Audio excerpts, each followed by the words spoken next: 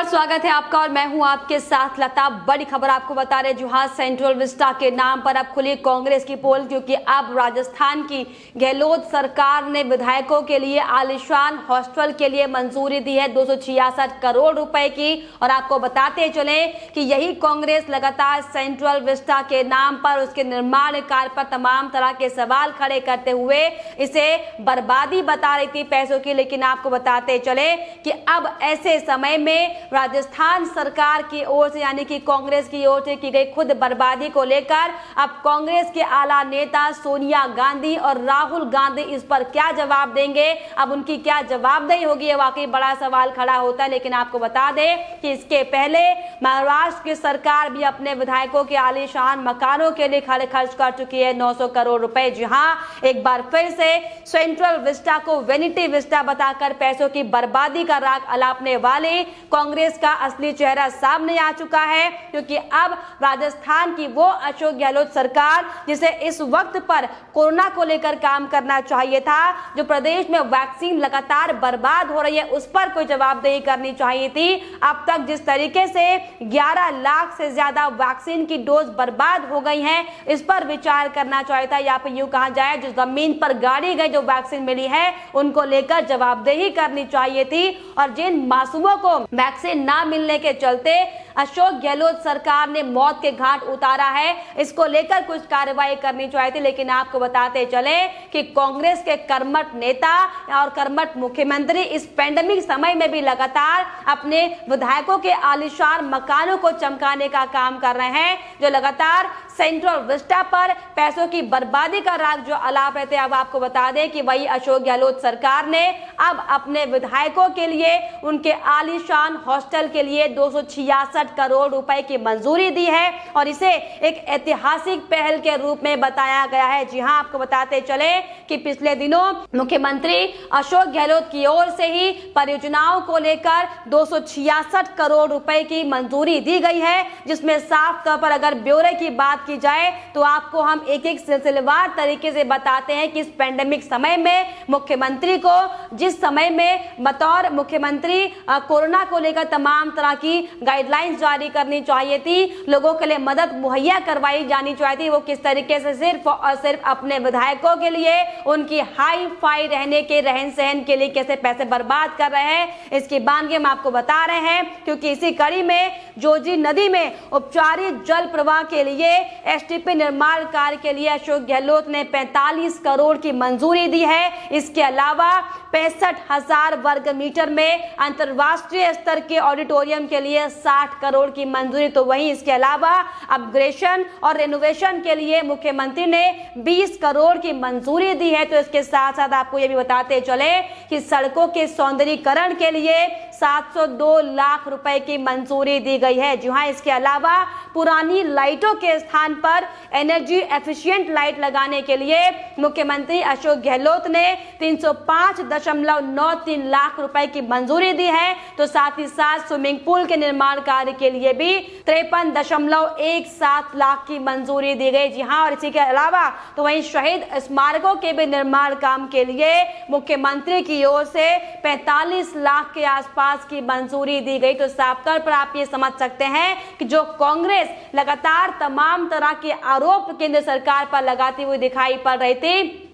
और जिस तरीके से वैक्सीन की कमी से लेकर ऑक्सीजन की कमी से लेकर वेंटिलेटर की कमी से लेकर तमाम तरह के जो बहाने अशोक गहलोत की सरकार मारती हुई दिखाई पड़ रही थी, और अगर अब जिस तरीके से करोड़ों रुपए सिर्फ और सिर्फ विधायकों के आलीशान जगहों पर, आलीशान जहां पर वो उठते बैठते हैं, इसके लिए खर्च किया जाता है, तो आप सोचिए कि किस तरीके से अशोक गहलोत सरकार ने अन्य चीजों में भी करोड़ों रुपए बर्बाद किए होंगे। लेकिन इस पर ध्यान देने की बजाय, इस पर बयानबाजी करने की बजाय सिर्फ और सिर्फ सेंट्रल विस्टा के नाम पर मोदी सरकार को घेरने का यह षड्यंत्र कांग्रेस पार्टी रच रही थी, अब इसकी असलियत सबके सामने आ चुकी। क्योंकि आपको दरअसल बताते चले कि यही मुख्यमंत्री थे जिन्होंने पिछले दिनों लगातार कोरोना महामारी का हवाला देते हुए साफ तौर पर यह कहा था अपना ट्वीट करते हुए कि सुप्रीम कोर्ट ने सेंट्रल विस्टा प्रोजेक्ट को मंजूरी दे दी है। कोरोना महामारी के कारण बने आर्थिक संकट के माहौल में इस प्रोजेक्ट को टाला जा सकता था। तो जो ऐतिहासिक पहल मुख्यमंत्री ने आज की है, क्या नहीं लगता कि मुख्यमंत्री को भी यह प्रोजेक्ट टालना चाहिए था? क्योंकि जिस तरीके से लगातार महामारी के दौर से राजस्थान गुजर रहा है, आए दिन लगातार कोरोना के मामलों में बढ़ोतरी देखी जा रही है, लेकिन इन तमाम मुद्दों पर काम करने की बजाय सिर्फ और सिर्फ राजनीति कांग्रेस की पार्टी इस पैंडेमिक समय में करती हुई दिखाई पड़ रही है, जिसको लेकर राहुल गांधी से लेकर तमाम बड़े कांग्रेस के आला नेता इस सेंट्रल विस्टा को आपराधिक बर्बादी बता रहे थे। लगातार इस पर तमाम तरह के सवाल खड़े किए जाते, लेकिन आपको बताते चले कि अब जो असलियत कांग्रेस पार्टी के सामने आई है, इसको लेकर लगातार बीजेपी के बड़े नेता अब कांग्रेस पार्टी पर हमलावर हैं और इसी कड़ी में बीजेपी नेता और केंद्रीय मंत्री हरदीप सिंह पुरी ने भी साफ तौर पर इसको लेकर अशोक गहलोत पर निशाना साधा है। उन्होंने साफ तौर पर अपने ट्वीट में लिखते हुए कहा कि ये एक ऐतिहासिक कार्यालय में कूड़ेदान में 11 लाख से ज्यादा टीकों को डंप करने के बाद और सेंट्रल विस्टा एवेन्यू के पुनर्विकास को लेकर कांग्रेस नेताओं के उन्मादी होने के साथ राज्य सरकार ने कई परियोजनाओं के भूमि पूजन की घोषणा की है, जो कि वाकई बड़ा पाखंड के रूप में देखा जाता है। तो इसके अलावा बीजेपी नेता प्रीति गांधी ने भी साफ तौर पर इसकी निंदा की है। उन्होंने साफ तौर पर अपने सोशल मीडिया पर अपना बयान शेयर करते हुए कहा है कि हमारे देश के गौरव को बदनाम करने के बाद भारत के संपन्न लोकतंत्र के प्रतीक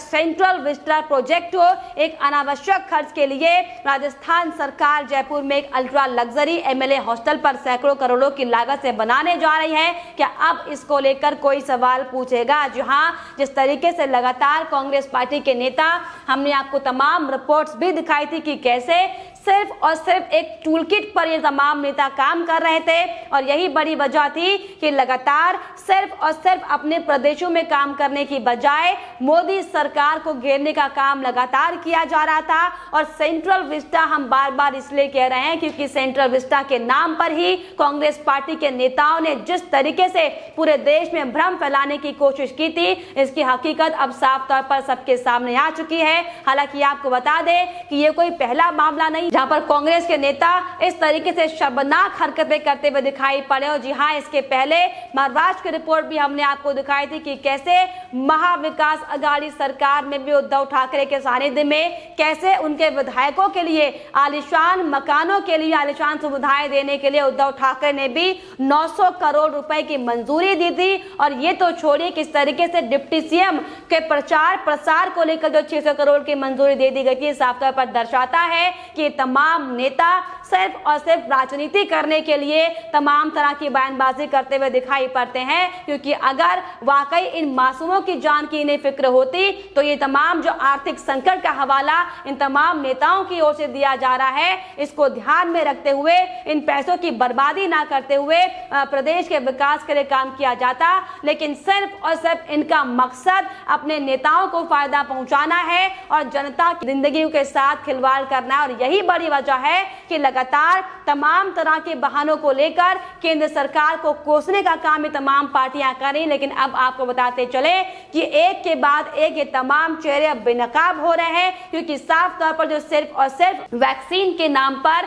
ऑक्सीजन के नाम पर और कोरोना के नाम पर जो हो हल्ला मचाए हुए हैं, इनका काम, इनका मकसद सिर्फ और सिर्फ विशेष समुदाय को फायदा पहुंचाना है। और यही बड़ी वजह है कि लगातार अपने देश के सरकार के साथ काम करने के बजाय, मिलकर काम करने के बजाय तमाम तरह के परपंच सरकार के खिलाफ बनाए जा रहे हैं। लेकिन अब जो हकीकत साफ तौर पर सामने आई है, ऐसे में वाकई राहुल गांधी से लेकर सोनिया गांधी पर अब ये सवाल खड़े हो रहे हैं, क्योंकि वो लगातार जिस तरीके से पीएम नरेंद्र मोदी को खत लिखकर कोरोना की फ्री वैक्सीन देने की बात करते हुए दिखाई पड़ रहे थे, सेंट्रल विस्टा पर बार बार हमले करते हुए दिखाई पड़ रहे थे। लेकिन ऐसे में जब कांग्रेस शासित राज्यों की तरफ से तस्वीरें जो सामने आ रही, क्या इसको लेकर अब सोनिया गांधी कोई जवाबदेही करेंगी? हालांकि देखने वाली बात होगी। लेकिन ऐसे में बहुत ज्यादा शर्मनाक ये हो जाता है कि जिस स्थिति में, जिस पेंडेमिक समय में प्रदेश की राज्य सरकारों को अपने प्रदेशों के हित के लिए सोचना चाहिए था, इन तमाम फालतू खर्चों से बचने के बजाय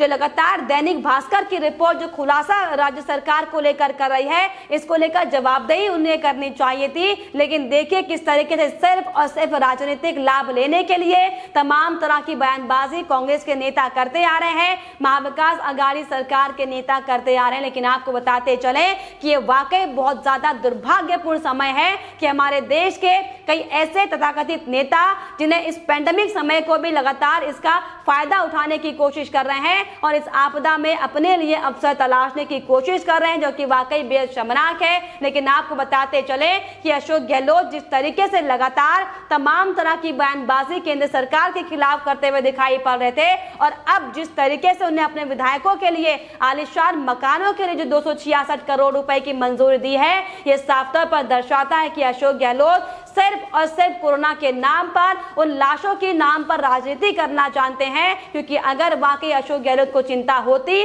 तो ये 266 करोड़ की जो संख्या है ये उन मरीजों के इलाज में लगाई जाती, उन मरीजों के लिए वैक्सीन का इस्तेमाल किया जाता। लेकिन सिर्फ और सिर्फ केंद्र सरकार को गलत साबित करने के लिए तमाम नेता ये लगे हुए हैं। लेकिन अब जिस तरीके से बेनकाब कांग्रेस के नेता हुए हैं, ऐसे में वाकई ये देखने वाली बात है कि राहुल गांधी से लेकर सोनिया गांधी अब इस पर क्या कुछ प्रतिक्रियाएं देती हैं और क्या कुछ कार्रवाई अब इस पूरे मामले को लेकर की जाती है। लेकिन फिलहाल इस पर आपकी क्या राय है हमें कमेंट बॉक्स में जरूर लिखिएगा। साथ ही साथ हमारे चैनल को सब्सक्राइब करना भी ना भूलें।